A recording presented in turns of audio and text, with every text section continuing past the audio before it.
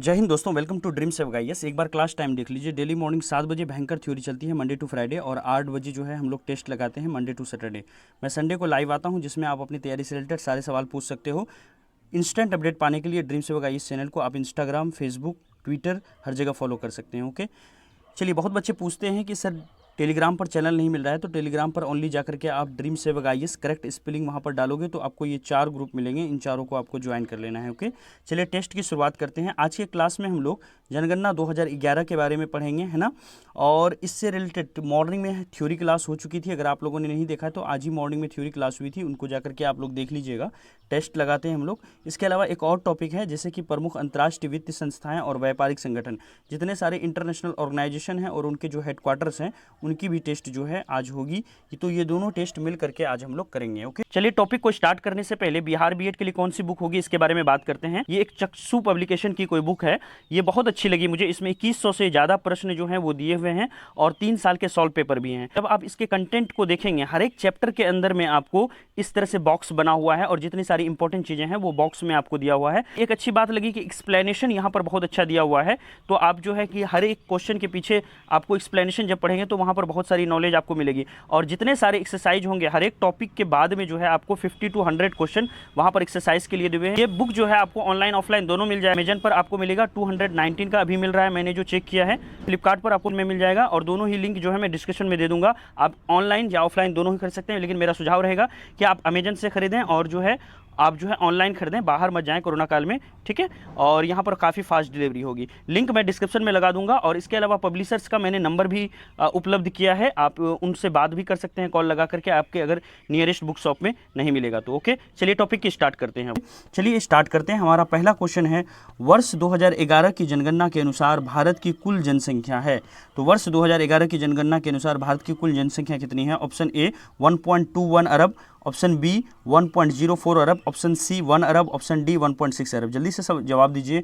वर्ष 2011 की जनगणना के अनुसार भारत की कुल जनसंख्या कितनी है? तो देखिए जवाब आना शुरू हो गया। जितने लोग यहाँ पर ए आंसर दे रहे हैं उनका बिल्कुल करेक्ट है। वर्ष 2011 की जनगणना के अनुसार भारत की जनसंख्या जो है 1.21 अरब है ना।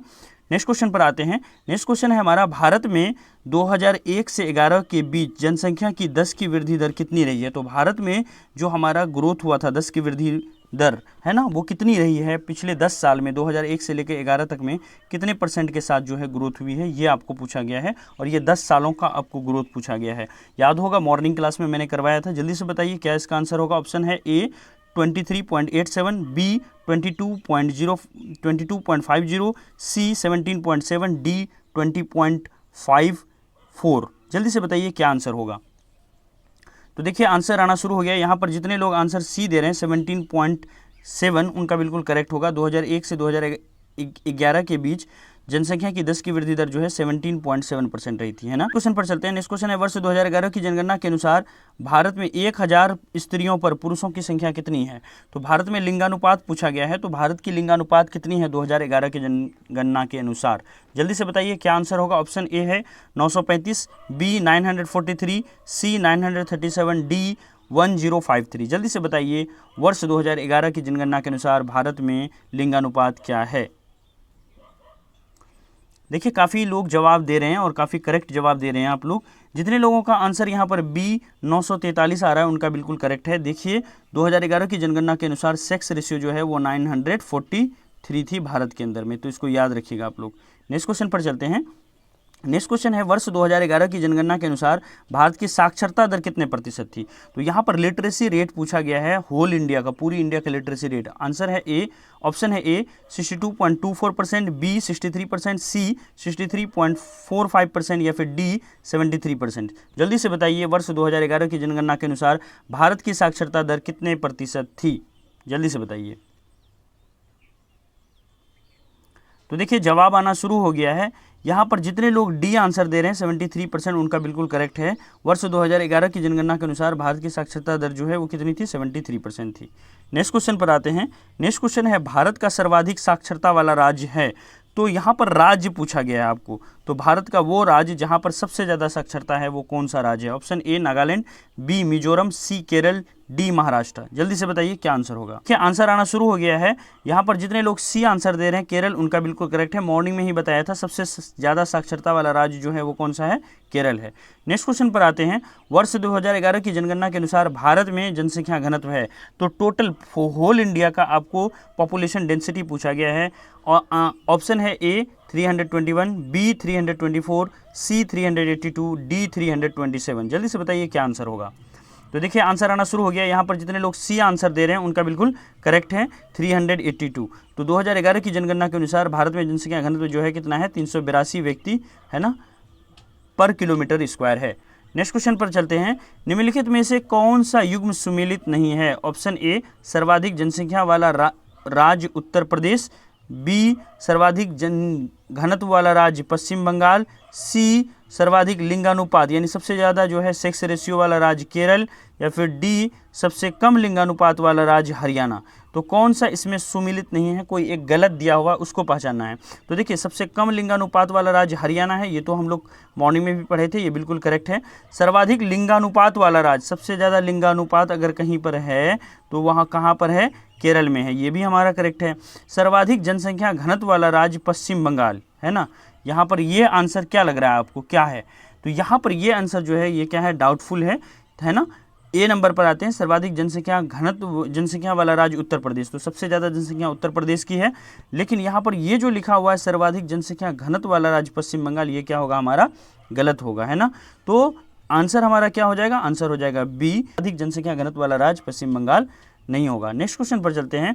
नेक्स्ट क्वेश्चन है हमारा, निम्नलिखित में से कौन सा युग्म सुमेलित नहीं है? ऑप्शन ए सबसे कम जनसंख्या वाला राज्य सिक्किम, ऑप्शन बी सबसे ज़्यादा लिंगानुपात वाला केंद्र शासित प्रदेश पुदुचेरी, ऑप्शन सी सर्वाधिक साक्षरता वाला केंद्र शासित प्रदेश लक्षद्वीप, या फिर ऑप्शन डी सबसे कम जनघनत्व वाला राज्य बिहार। तो जल्दी से बताइए क्या आंसर होगा यहाँ पर। तो देखिए यहाँ पर आंसर आना शुरू हो गया है। जितने लोग यहाँ पर डी आंसर दे रहे हैं उनका बिल्कुल करेक्ट है, क्योंकि देखिए सबसे कम जनघनत्व वाला राज्य जो है वो बिहार को डाला गया है। ये बिल्कुल क्या होगा? इनकरेक्ट होगा, क्योंकि मॉर्निंग क्लास में ही बताया था कि बिहार जो है वो थर्ड है ना। बिहार जो है पूरे इंडिया के अंदर में सबसे ज़्यादा जनसंख्या घनत्व अगर कहीं पर है तो वो बिहार के अंदर में है, ये बताया हुआ था मैंने है ना। तो यहाँ पर देखिए क्या होगा, पॉपुलेशन की दृष्टि से बिहार तीसरे नंबर पर आता है, लेकिन जनसंख्या घनत्व पे बिहार जो है वो हमारा पहले नंबर पर आता है। ठीक है, तो यहाँ पर ये जो लिखा हुआ है सबसे कम जनसंख्या घनत्व, ये क्या होगा? हमारा रॉन्ग होगा। और पूछा गया था कि कौन सही नहीं है, तो डी नंबर हमारा सही नहीं है। बाकी सबसे कम जनसंख्या वाला राज्य जो है वो सिक्किम है, बिल्कुल करेक्ट है। सबसे ज़्यादा लिंगानुपात वाला केंद्र शासित प्रदेश है ना, जहाँ पर सेक्स रेशियो जो है सबसे ज़्यादा है वो है हमारा पुदुचेरी। और सर्वाधिक साक्षरता वाला केंद्र शासित प्रदेश जो है वो क्या होगा? हमारा लक्षद्वीप होगा। लक्षद्वीप एक ऐसा केंद्र शासित प्रदेश है जहाँ पर सबसे ज़्यादा जो है लोग शिक्षित हैं, सबसे ज़्यादा लोग साक्षर हैं ना। चलते हैं नेक्स्ट क्वेश्चन पर। नेक्स्ट क्वेश्चन है हमारा, भारत में सर्वाधिक लिंगानुपात वाला राज्य है। Option A Kerala, B Andhra Pradesh, C Tamil Nadu, D Gujarat. तो सर्वाधिक लिंगानुपात वाला राज्य कौन सा है? जल्दी से बताइए। तो देखिए मॉर्निंग में ही हम लोगों ने पढ़ा था है ना। तो यहाँ पर आंसर क्या हो जाएगा? यहाँ पर आंसर होगा ए केरल। केरल के अंदर में क्या है? सर्वाधिक क्या है? लिंगानुपात है। मैंने बताया था भारत का एकमात्र ऐसा स्टेट केरल है, एकमात्र ऐसा राज्य केरल है जहाँ पर क्या है, पुरुषों में 1000 पुरुषों में 1084 महिलाएं हैं। तो 1000 पुरुष में 84 महिलाएं ज़्यादा है। लिंगानुपात कितनी है केरल की? 1084 है। तो जितने लोग ए आंसर दे रहे हैं केरल, उनका बिल्कुल करेक्ट है। नेक्स्ट क्वेश्चन पर चलते हैं। भारत में न्यूनतम लिंगानुपात वाला राज्य है, सबसे कम लिंगानुपात वाला राज्य कौन सा है? हम लोग पहले ही पढ़ चुके थे, क्या है? हरियाणा है। हरियाणा जो है पूरे भारत के अंदर में सबसे कम लिंगानुपात वाला राज्य है। नेक्स्ट क्वेश्चन पर चलते हैं। नेक्स्ट क्वेश्चन है हमारा, निम्नलिखित में से किस राज्य में साक्षरता दर सबसे न्यूनतम है? तो कौन सा ऐसा राज्य है जिसमें साक्षरता दर सबसे कम है ना? सबसे ज़्यादा सबसे कम साक्षरता दर किस राज्य में है? ऑप्शन ए है हमारा उड़ीसा, बी अरुणाचल प्रदेश, सी बिहार, डी राजस्थान। जल्दी से बताइए सबसे कम साक्षरता वाला राज्य कौन सा है? तो यहाँ पर जितने लोग सी आंसर दे रहे हैं उनका बिल्कुल करेक्ट है, क्योंकि बिहार ही एकमात्र ऐसा स्टेट है जहाँ पर सबसे कम लिटरेसी रेट है, सबसे कम साक्षरता है। नेक्स्ट क्वेश्चन पर चलते हैं। निम्नलिखित में से कौन सा एक न्यूनतम जनघनत्व वाला राज्य है? तो एक न्यूनतम जनघनत्व वाला राज्य कौन सा है? Option A Mizoram, B Arunachal Pradesh, C Sikkim, D उपरोक्त में से कोई नहीं। तो निम्नलिखित में से कौन सा एक न्यूनतम जनघनत्व वाला राज्य है? सबसे कम जनसंख्या घनत्व किस राज्य में है, ये आपसे पूछा गया है। तो देखिए यहाँ पर जितने लोग यहाँ पर बी आंसर दे रहे हैं उनका बिल्कुल करेक्ट है ना। सबसे कम जनसंख्या घनत्व वाला राज्य जो है वो क्या होगा? अरुणाचल प्रदेश होगा, है ना। नेक्स्ट क्वेश्चन पर चलते हैं। नेक्स्ट क्वेश्चन है अंतर्राष्ट्रीय मुद्रा कोष की स्थापना हुई थी। तो यहाँ पर IMF के बारे में पूछा गया है, इंटरनेशनल मॉनेटरी फंड के बारे में, राष्ट्रीय मुद्रा कोष के बारे में। इसकी स्थापना कब हुई थी? ए 1944, बी 1945, सी 1947, डी 1948। जल्दी से बताइए क्या आंसर होगा। तो देखिए जवाब आना शुरू हो गया। यहाँ पर जितने लोग बी आंसर दे रहे हैं 1945 उनका बिल्कुल करेक्ट है। याद होगा ब्रिटेन वुड, है ना, वहाँ पर WTO और IMF दोनों का जन्म जो है एक ही साथ हुई थी। और कब हुई थी? सेकेंड वर्ल्ड वॉर के समय में हुई थी, है ना। तो इनको ब्रिटेन वुड इंस्टीट्यूशन भी कहा जाता है। यहाँ पर याद रखिएगा IMF की स्थापना कब हुई थी? 1945 में हुई थी, इंटरनेशनल मॉनेटरी फंड या फिर अंतर्राष्ट्रीय मुद्रा कोष। नेक्स्ट क्वेश्चन पर चलते हैं। विश्व बैंक का मुख्यालय कहाँ स्थित है? Option A New York, B Washington, C Geneva, D Paris. जल्दी से बताइए विश्व बैंक का मुख्यालय कहाँ स्थित है। तो देखिए यहाँ पर आंसर आना शुरू हो गया। जितने लोग यहाँ पर बी आंसर दे रहे हैं वाशिंगटन, उनका बिल्कुल करेक्ट है। विश्व बैंक का मुख्यालय जो है वो कहाँ पर है? वाशिंगटन के अंदर में है। तो 82 का आंसर हो जाएगा हमारा बी नंबर।